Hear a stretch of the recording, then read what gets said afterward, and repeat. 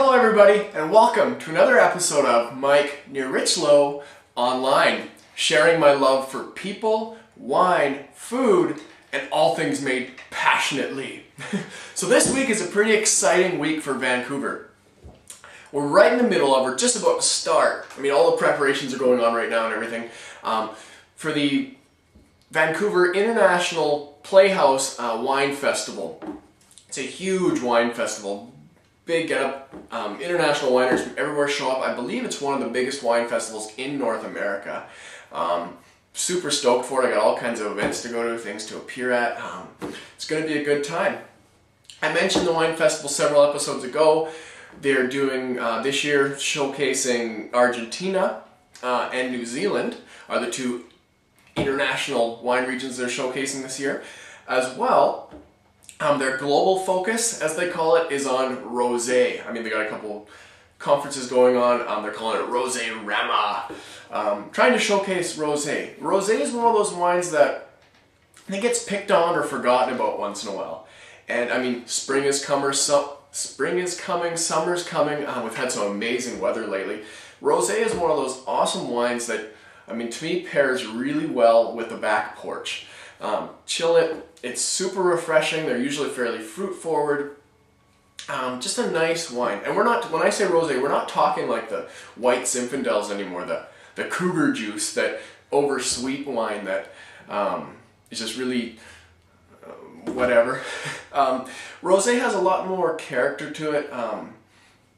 A lot of bodies and depth and layers and whatnot to it. It pairs really nicely with food, usually lighter foods like your seafoods. You could do a nice garlic shrimp with it or something like that. Great with barbecue. Nice salads. I like to pair rosé with some blue cheese once in a while. Things like that. It goes really nicely. Say you have a fruit platter or fruit salad, something like that. Rosé tends to go well. I'll give you a quick lesson on what makes rosé. Basically what rosé is, well, there's actually two different ways of making rosé, or two classic ways of making rosé. The first is allowing longer skin contact when you're fermenting your grapes. So it's made from red wine grapes, typically, and that's what makes red wine red. The juice that they squeeze off is clear at first. But when in contact with the skins is what dyes it, gives it the redness. So they just leave it on the skins for a lot less time than they would making a full-on red wine. And then they make it in more of a white wine method, using stainless, this, that, and the other thing. So it gives it that fresh, vibrant, acidic, how do you want to put it, thirst-quenching, refreshing taste. Using the red wine grapes instead of the depth and super huge wine that red wine tends to make. The other method for making rosés, and they typically do this in, sparkling wines, big rosé sparkling wines, is you'll make a separate red and a separate white wine. And there's a real tricky art, we'll call it, of blending the two to make a rosé. I think that's typically done in your sparkling rosés. Anyway, like I said, great wine for pairing with summer, hot day, nice refreshing, chill it, having a good afternoon on your porch. So I got a couple with me today. This one, I like the label on this one. It's imported from France. I believe this one's from the south of France. Another nice thing with rosé is value. This bottle is $13.99. I believe this bottle's $12.99. In Canada even, which is pretty awesome. So down south, even cheaper. This one's called Chateauneuf. Show you the label here. You can see it's a cat sitting on an egg. There's a very famous wine region in the southern Rhone called Châteauneuf-du-Pape. Just kind of a play on words they're using. It's chat on ouf, which basically means cat on egg. Just kind of a silly play on words. Quite often rosé is done with a screw cap. You can see that. Keeping the freshness alive in it. Alright, so let's see what this one has to play. Another thing with rosé, typically quite light in color. Certain regions of the world make them a bit deeper in color. They allow skin contact longer. Or there's all kinds of different methods of making it. But what's really interesting about rosé is pretty much every place on the planet's making it. Alright, so this one's got, really, really light in color. Almost like a peach juice color or something like that. Just a light pink, almost orange hue to it. So on the nose, it's got bright strawberry. It's a classic thing with rosé. Bright strawberry pops out. This one's got a kind of a, it's got an elegant kind of just light maraschino cherry or something like that. And a neat kind of spice, something kind of savory to it. And this one's the 2008 Chateauneuf.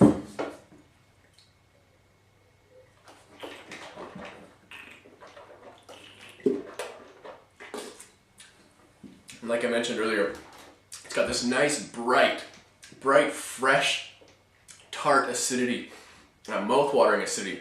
This would go beautiful with a fruit salad or a fruit platter. There's yeah, it's got a lot of that strawberry coming through. Just a lot of red berry, just light red berries. Refreshing acidity. Just makes my mouth water. I'm serving at room temperature right now just to get the truth of them, but if they were chilled, this would be beautiful. There's some nice stone fruit, some really nice minerality coming through. There's a lot of elegant flavors. And on this one, it's light and elegant, nothing over the top, nothing goopy or cloying. I quite like it. I mean, for a rosé, like I said, $13.99 for this one. I think I'd give it about, let's say, 87.5, 88 points. It's a nice rosé. Sometimes rosés can be a bit too goopy for me, and this one's nice and light. It's light, elegant, drinks really well. I'm impressed with it. I'm gonna say 88 points for that. And for 14 bucks, it's a worthwhile buy. Okay, next one. I kept the top on this one. They're both under screw cap. This one just got the nice foil on it, but Torres. It's a huge producer from Spain. Thought I would try these guys out. Catalonia area. They call this their De Costa. Show you the bottle. This one is $12.99. Even less expensive. What I think is cool, Torres does this with a few of their different products. They've got the bowl hanging off it. Just kind of a cute little extra to the wine. I like when wineries do that. Get your freebie on the bottle.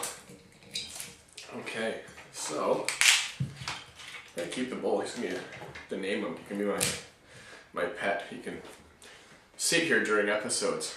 Torres. What do you think of the wines? Okay. Now this one. Actually, I need to rinse. Well, I got enough in there. That'll be fine. That's a waste otherwise.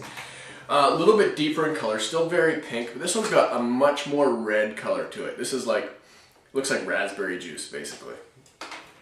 Raspberry juice, almost kind of that Kool-Aid color.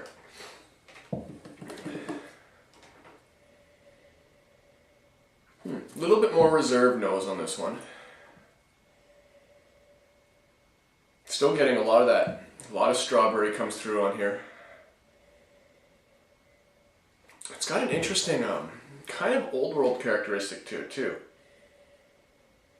Strawberry, it's like a hint of rubber or something like that.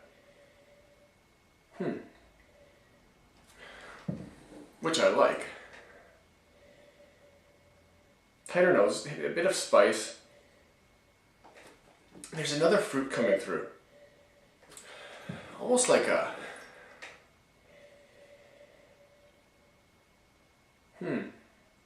some sort of soft red round fruit. I'm not sure. Almost like pomegranate. Yeah, almost like pomegranate, I'd say.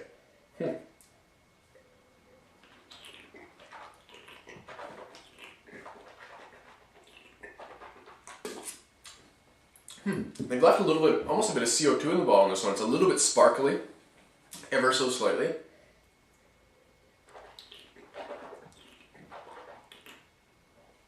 Yeah, this one's quite nice. Also very dry. Well, these quite dry. This one's slightly sweeter than the previous. Long length on this one, good length. And yeah, it's not so much strawberry on this. I get a lot of like pomegranate or just kind of deeper red soft fruits.